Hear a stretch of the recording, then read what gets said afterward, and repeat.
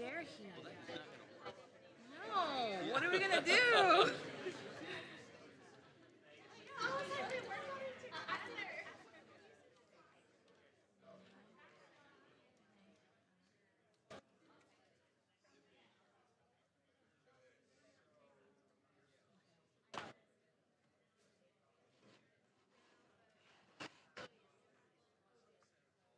Why is it like that? Hello?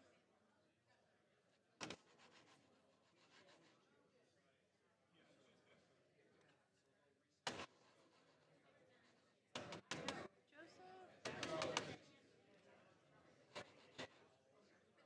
How are you? Doing well. My How are you? mouse is not. Hey, how are you? Maybe a little or something.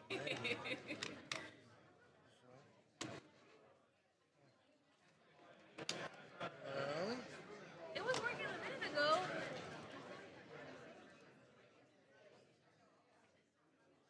grab a battery out of those.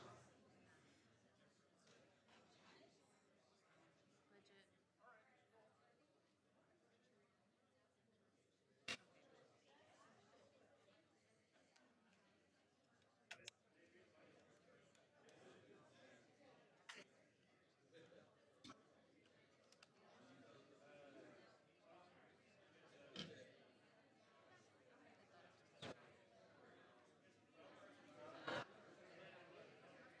But it can technically go in there already, right? Yeah, you can.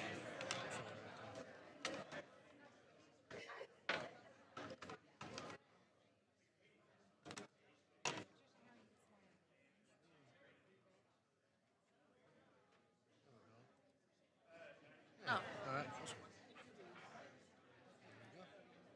Great. thank Hey, you're you. welcome. All right. Replace the battery.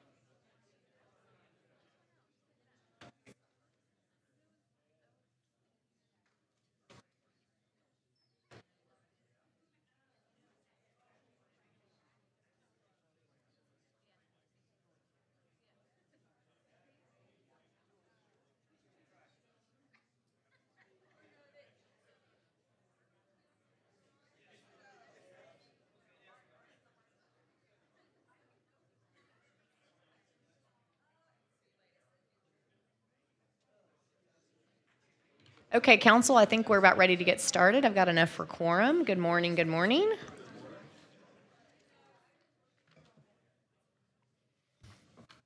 I'm going to call our budget work session to order and turn it over to Jay Chapa. Since have a series of meetings today and we're short on time, I'm just going to turn it straight over to staff so we can get the ball rolling with our presentations. So Christiane is going to lead the show. Good morning, I'm staff. Christine Simmons, Fort Worth Lab. All right, so thanks for joining us. Budget work session. We're moving right along to fiscal year 26 already, now that it's June. I'm going to do a quick legislative update, but really our primary focus today will be HR, so I'm just going to get through these few slides. You've heard about most of this, but happy to talk about anything you like. So as you know, the 89th legislative session has adjourned, and so staff has worked really hard over the last few months to track and comment on and testify on bills, and we're really appreciative of Leanne and Teresa and their staff for leading us through that effort. We've been tracking bills that have a fiscal impact for fiscal year 26 and beyond. And so there's only a few right now that are, we still have some that we're tracking and pending as they sit with the governor, but for fiscal year 26, the most tangible impact that we're seeing is in Senate Bill 1008, whatever you want to say. We talked about this last time, and we'll even hear about it more in our next budget work session when we talk about fees and rates. But this is the one that has to do with regulation of food service, particularly what we can charge for health permits. So without any mitigation, what we look at for fiscal year 26 with regard to this bill is a $1.9 million revenue loss in the general fund because of reduced permit revenue. So that's thing one for fiscal year 26. Thing two for fiscal year 26 is Senate Bill 1202. This one is not as tangible of an impact. This bill has to do with third-party review of development documents and inspections. We are not sure if this really has like a tangible fiscal impact. More likely what will happen is that we'll have to reconfigure our permitting system, or the Excella system that so many of you are familiar with.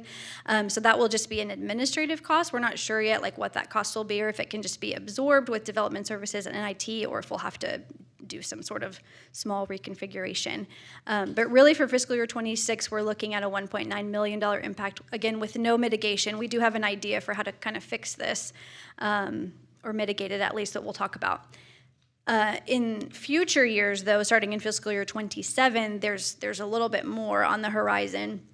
So House Bill 9, we've talked about. This is the bill that increases the business personal property exemption to $125,000. It's currently $2,500, and the original bill was $250,000. So this is a bit in the middle through an amendment. But this has a $6.25 million revenue loss starting in fiscal year 27 in the general fund, and then also in debt service, of course, for property tax, we see another $1.75 million loss. So $8 million. This is reflected in the long-term forecast that you saw, but this is a reality now, so we just want to remind you that this is coming. And then there's a couple of other bills that have to do with impact fees, which again are more administrative in nature, and we'll just have to, there's some increased constraint with how we can step up impact fee, increase schedules. There's an administrative cost now for periodic audits that we'll have to do on impact fee related activities. And so we'll continue to watch those. But the real tangible fiscal impact you'll see there at the bottom is really having to do with House Bill 9. Any questions on any of this? This is mostly a reminder, but just wanted to. Questions from council? You're good. Okay, great. So with that, let me tell you this. So, Senate Bill 1008, this is a preview because, again, in our next work session on the 17th, we'll talk about an idea for fees. But 1008, $1.9 million revenue loss. What Environmental Services is going to recommend in an M&C that you'll see forthcoming is to charge a flat rate for these health permits. Right now they're on a sliding scale. You'll see the detail here.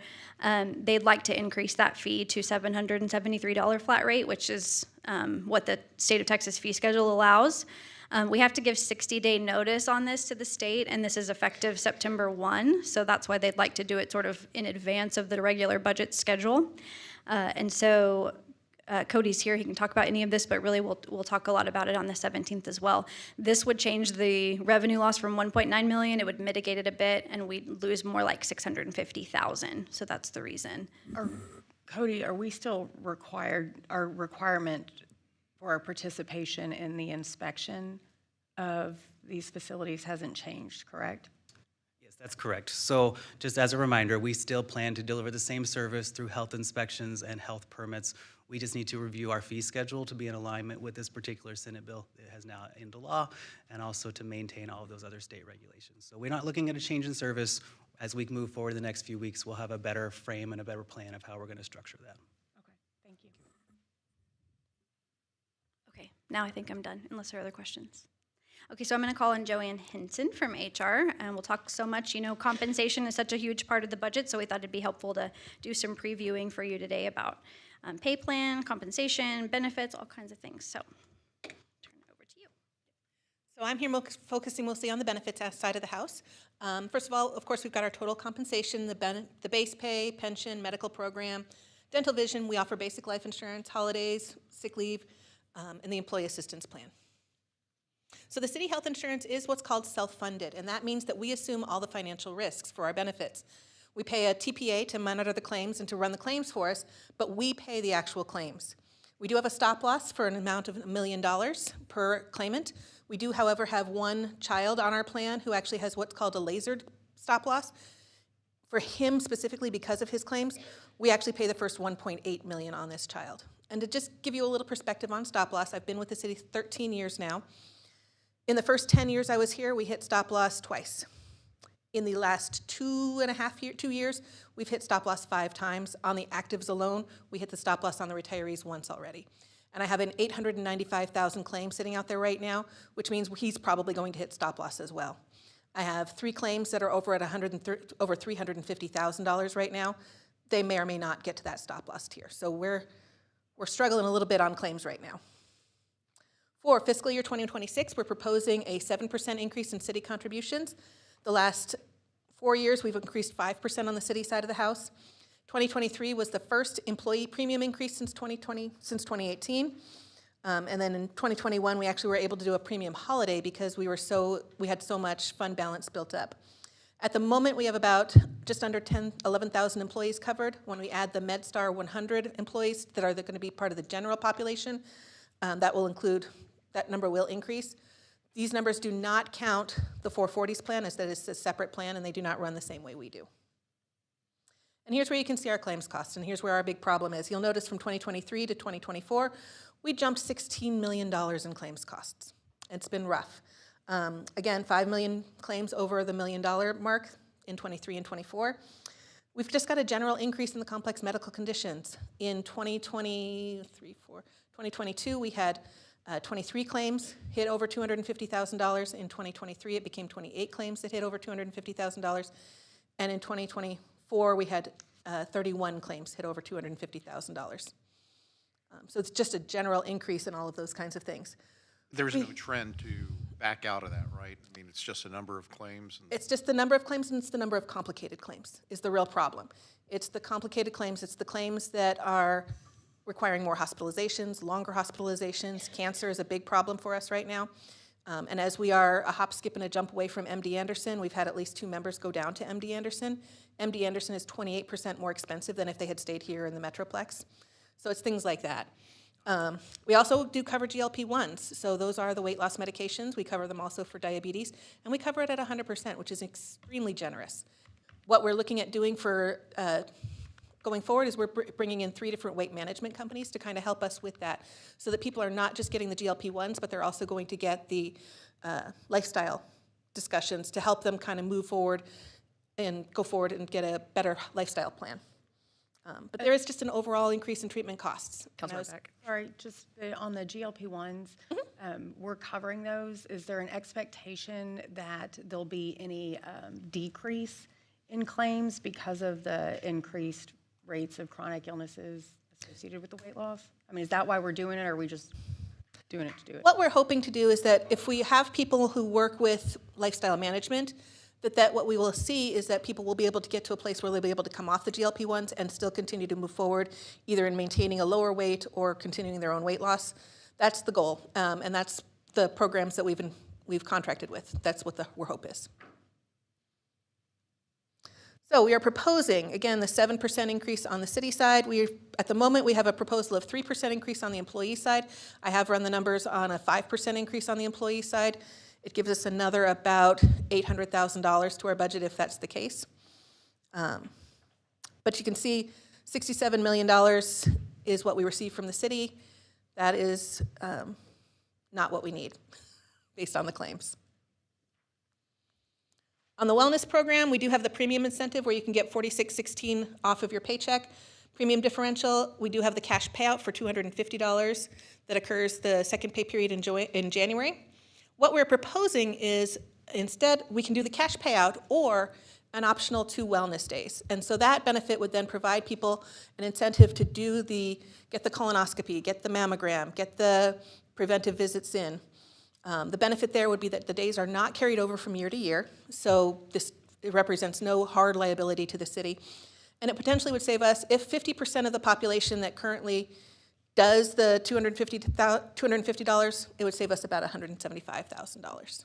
Joanne, what's the current participation rate for the premium incentive today? 86%. Great, thank you. I have a question on that one there. Yes, Councilman Larsdorf. So I know we had brought this up before about, this particular option for Yes. giving an employee the day off to actually do the diagnostic testing, which I think would, one, it's the right thing to do, and then two, from a fiscal perspective, certainly Yes. save the city a lot of money down the road if we catch something early. I think my only concern with offering the option of, this or the $250 cash payment, especially for those employees who aren't exactly, making a lot and they're working paycheck to paycheck, is they're always going to take that $250 option because it's, It's an to interesting me, perspective, but if you look at it, if they were to look at it strictly from the math, nobody at the city earns less than $11 an hour, which is what the $250 would represent in 2 days' worth of days off.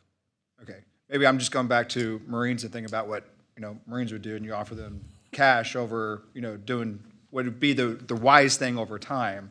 Right. They're always going to take that cash, but, so it was, Yeah, when we offered it up until 2015, which is when we were requested to stop it. We had about a 50% part of the population would take the days off as opposed to the cash because of that concept of, I earn more than $11 an hour basically. And 2 days is. Councilor Beck. Yeah, I'd like to just take a pause here and talk about that $11 an hour figure. Well, 250 if you divided it by 16.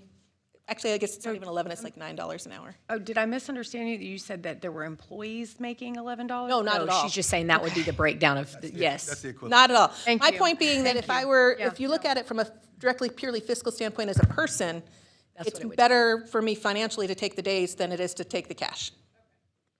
You bet. Any other questions? Keep going. Okay.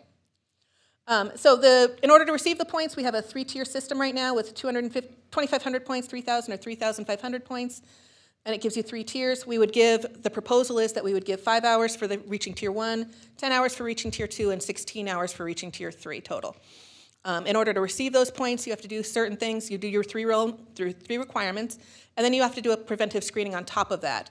After that, in order to receive points, you do things like engage with Ramp Health. We've just finished wrapping up a Spring Into Wellness event that was citywide that people could participate in.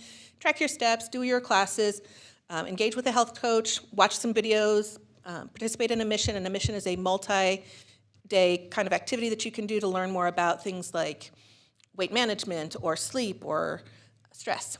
We have city-sponsored wellness classes that you can also earn points for. Attending the Health, Safety, and Benefits Fair gives you points. Attending the Heart Walk, doing the blood drive. And then also within the departments, we allow departments to earn points within their own department. So, for example, Code Compliance just did a mental health day. Anybody who participated in that mental health day, they were able to receive points for that. So we allow people to do that as well.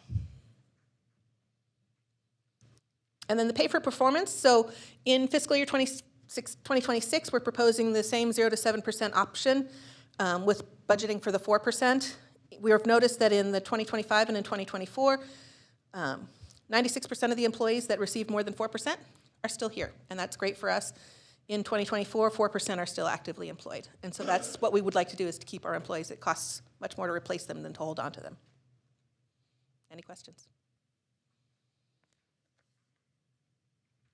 No questions. Thank you. Okay, I'm gonna sneak away now.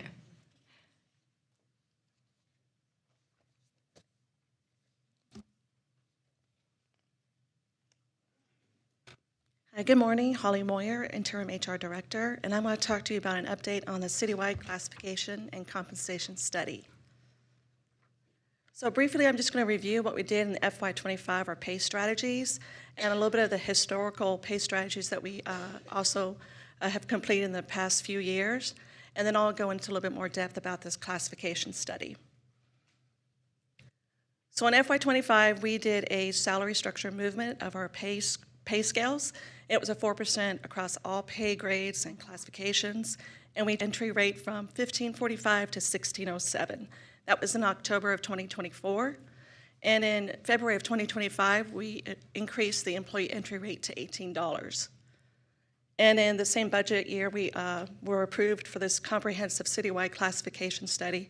That was to help us evaluate our salary structures as we looked at our pay compression of the pay ranges, because we had to compress some of the entry-level pay ranges and collapse titles into the same pay grade.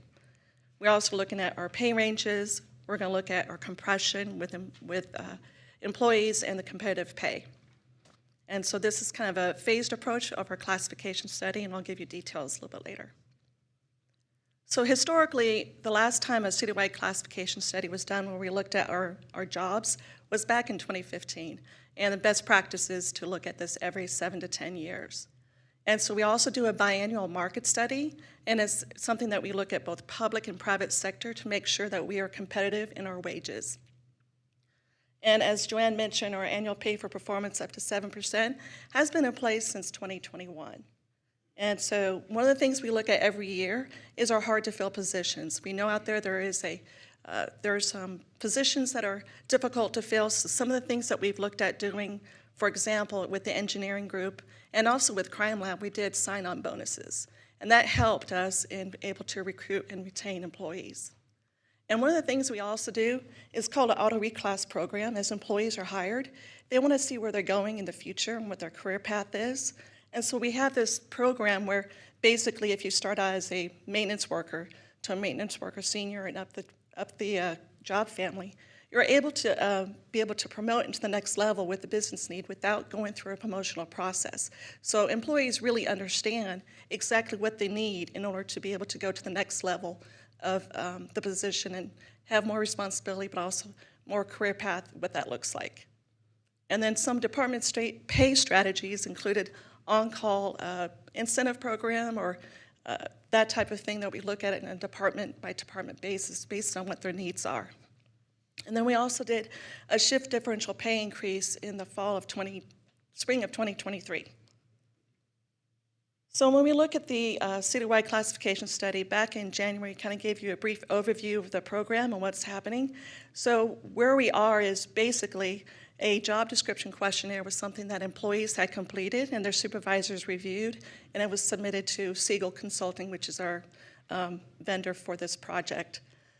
They had anticipated only around 750 to 850 JDQs, but our employees are very, they like to go ahead and show us how this is important to them.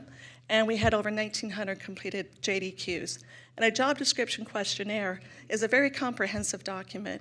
It takes between 20 and 30 minutes for them to complete. And so I wanted to applaud the employees and their supervisors and managers taking the time to complete those JDQs and be able to submit them. Some of these JDQs were done on an individual basis, and others were done by teams. And so that's why you see the different numbers there. And this is across all departments. And so this comprehensive review will help Siegel give us a job architecture, what our job families should look like, and look at what levels that we need. Because we want to make sure that we have the jobs correct in order for us to be able to get the right market data. And so the recommendations from Siegel will be how to look at our pay structure in the future to address the compression that we have.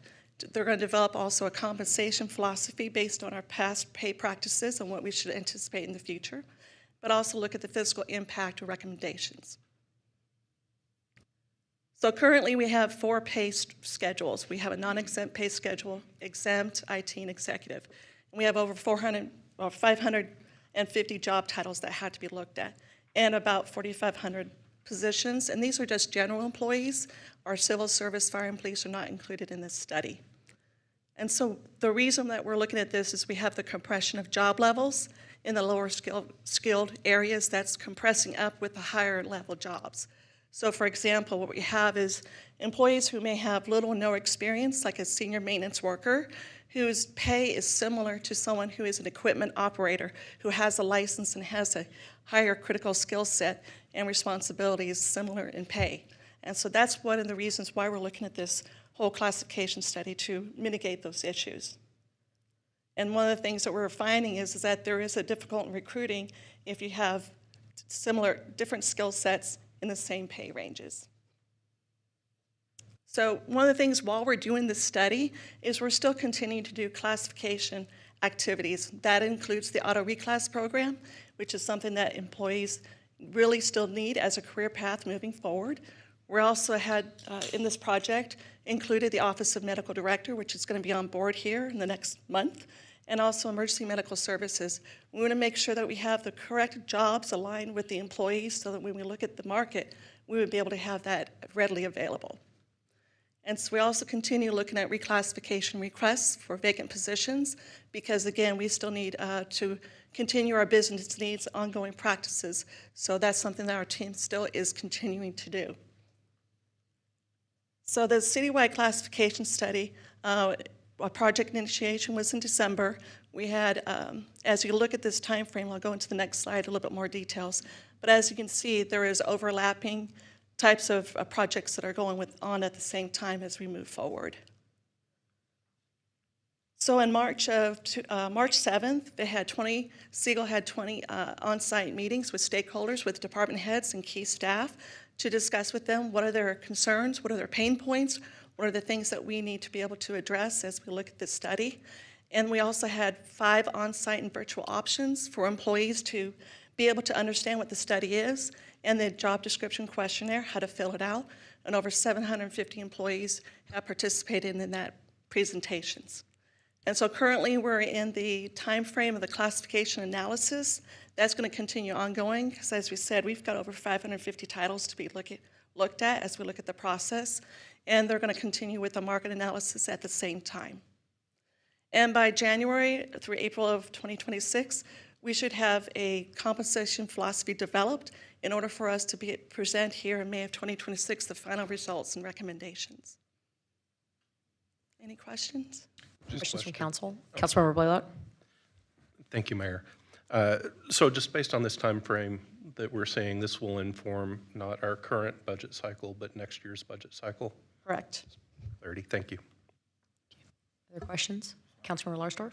Thank you, Mayor. Are they going to be providing recommendations as they go through on anything we should start looking at changing now at all, or we're just going to wait till 2026 and then make the recommendations and then implement any changes? No, as we go through near the end of the time frame here, where there's the development recommendations in January through April, that's the time frame that we're going to have more of the analysis and understanding of what the city wants to do as far as their structure and pay.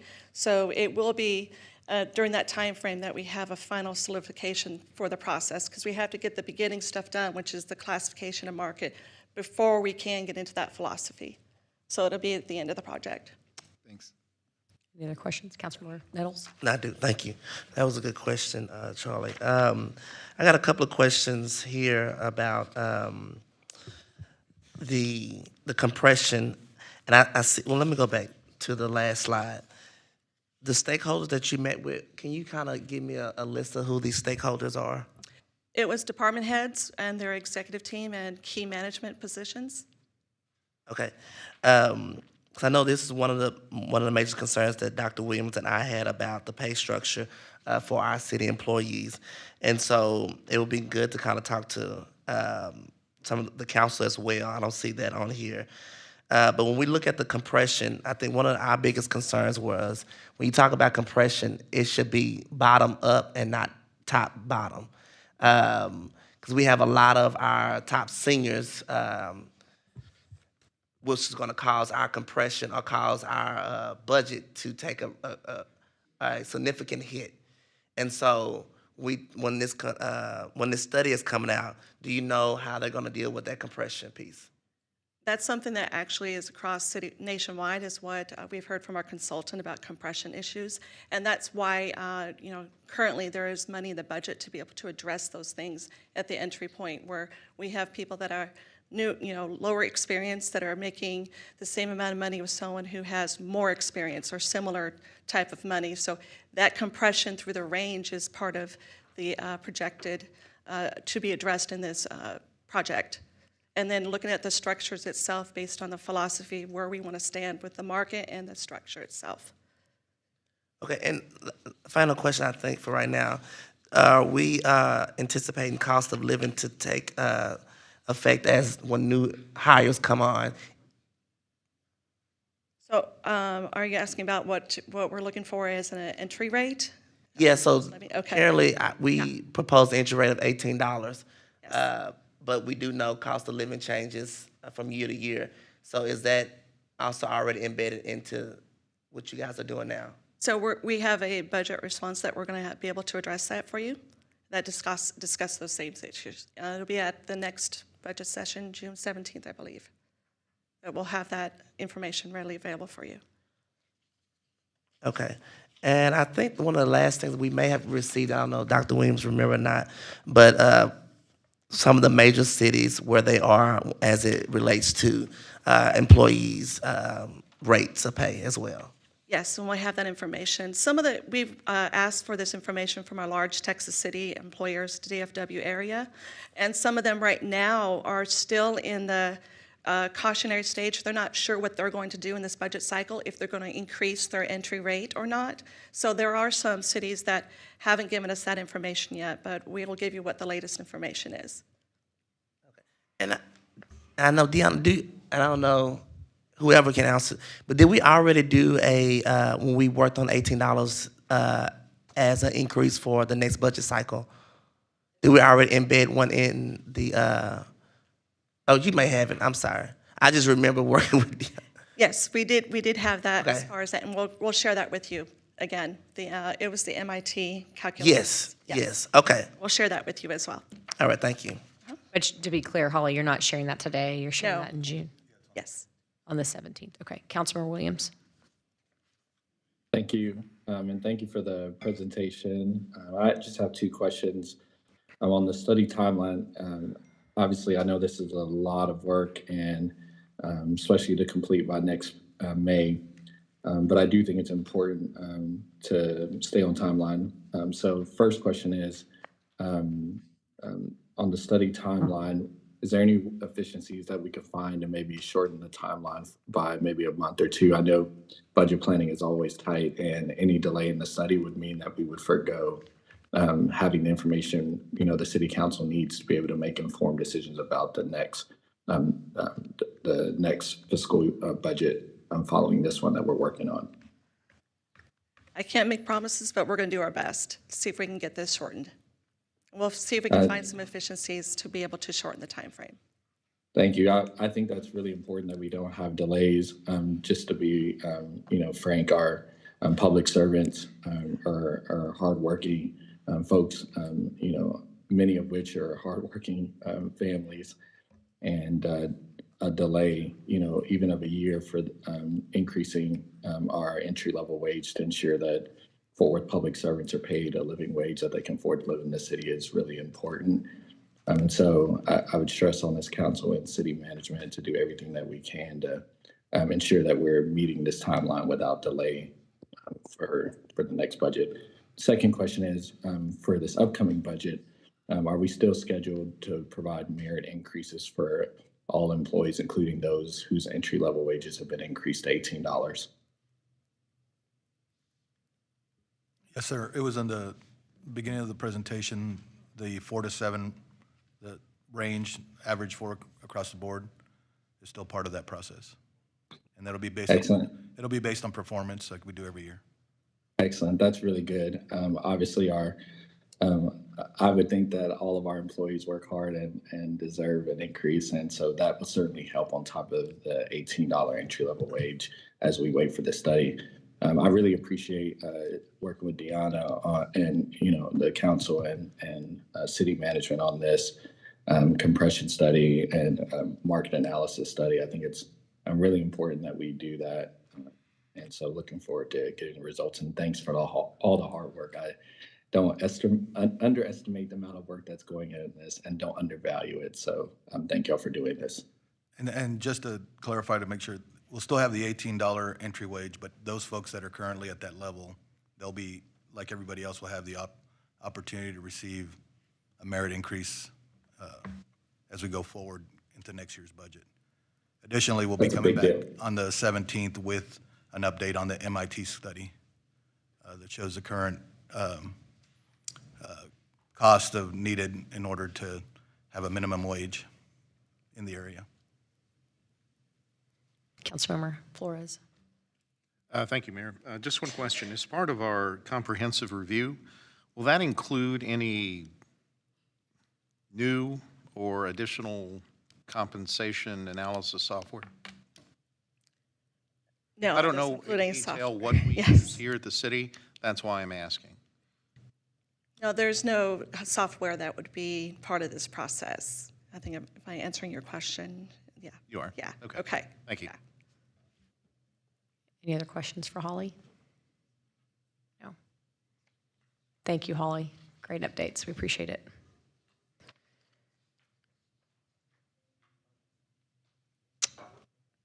So I think at this point, we can take future agenda items pertaining to the budget. If anybody has anything in particular they want to make sure is addressed at our next meeting. Everybody's good? Great. With that, we will adjourn and give it a few minutes before we move into our next meeting per City Secretary's office. Thank you.